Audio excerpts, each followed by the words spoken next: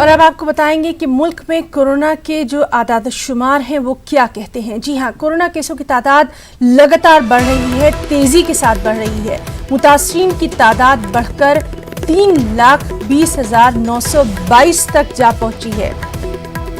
तो आपको बताएं कि मुल्क में मुतासरीन की तादाद 3,20,922 तक जा पहुंची है। कोरोना से 9,195 अफराद हलाक हुए हैं। अब तक 1,62,378 मरीज कोरोना को शिकस्त देकर सेहतयाब भी हुए हैं। इस सब के बीच में आपको ये भी बताएं कि जो एक्टिव केस हैं उनकी तादाद 1,49,348 है।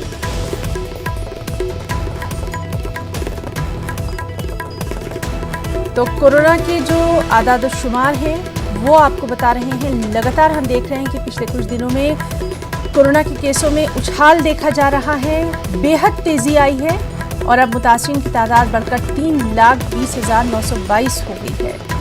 कोरोना से अब तक 9,195 अफराद हलाक हो चुके हैं। अब तक 1,62,378 मरीज कोरोना को शिकस्त भी दे चुके हैं। वहीं एक्टिव केसों की तादाद 1,49,348 हो गई है।